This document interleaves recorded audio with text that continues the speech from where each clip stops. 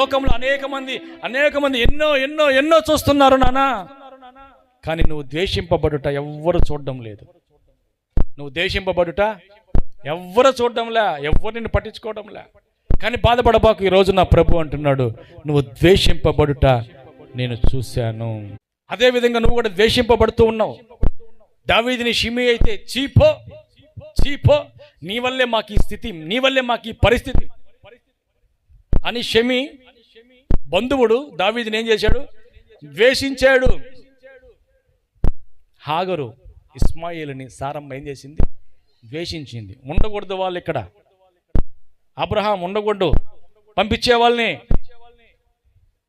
ద్వేషం. అలాగే ఇస్సాకుని చూచి అబీమెలెకు ఏమన్నాడు? నువ్వు ఉండకూడదు ఇక్కడ, మా దేశంలో నువ్వు ఉండేదానికి వీలు లేదు, వెళ్ళిపోవాలి నువ్వు. మొర్దెకైని చూసి హామాను ఏం చేశాడు? ద్వేషించాడు. అందరూ నమస్కారం పెడతారు నాకు, ఆ ఒక్క వ్యక్తి పెట్టడు. అధికారం వచ్చినా కూడా ఏం లాభం? నాకు మనశ్శాంతి లేదు, నాకు ప్రశాంతత లేదు, నెమ్మది లేదు. ఎందుకని? ఆ మొర్దెకైని చూసినప్పుడల్లా నాకు నెమ్మది ఉండదు. ద్వేషం. ద్వేషింపబడుతున్న వాళ్ళు వీళ్ళంతా కూడా హన్నా పెనిన్న ద్వారా ఏం చేయబడుతుంది? ద్వేషింపబడుతుంది. మోషే అహరోనులు కోరాహు కుమారుల ద్వారా ఏం చేయబడుతున్నారు? ద్వేషింపబడుతున్నారు. మీరేనా యాజకులు? దేవుడు పిలువబడిన వాళ్ళు మీరేనా? మేము కూడా కాదా? యాజకత్వం మీరేనా చేయాలా, మేము కూడా చేయకూడదా అని ద్వేషింపబడుతూ ఉన్నారు. అపోస్తులను చూసి సద్దుకాయులు పరిసయ్యులు ఏం చేయబడుతున్నారు? ద్వేషం. ఆయన నామాన్ని ఇక్కడ ప్రకటించకూడదని చెప్పాం కదా, ప్రకటించబాకండి, ఇక్కడ వెళ్ళిపోండి మీరు దూరంగా. ద్వేషం. నెహెమ్యా మందిరము కడుతూ ఉంటే ముగ్గురు వ్యక్తులకి ఏం పుట్టింది? రాజులకి ఉత్తరాల మీద ఉత్తరాలు రాస్తున్నారు, ఉత్తరాల మీద ఉత్తరాలు. రాజా నీ ఇష్టం, వీళ్ళు ఇంకా పన్ను కట్టరు, ప్రాకారం కట్టేస్తున్నారు, గోడలు కట్టేస్తున్నారు, నువ్వు తొందరగా ఏదో ఒక నిర్ణయం తీసుకో. ద్వేషం. లాబాను కూతురు.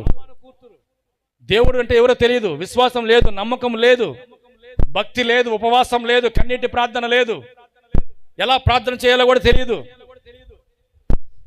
అలాంటి ఆమె ద్వేషింపబడుట నా ప్రభు చూచి గర్భఫలాన్ని ఇచ్చాడంట. గట్టిగా చప్పట్లు కొడదామా?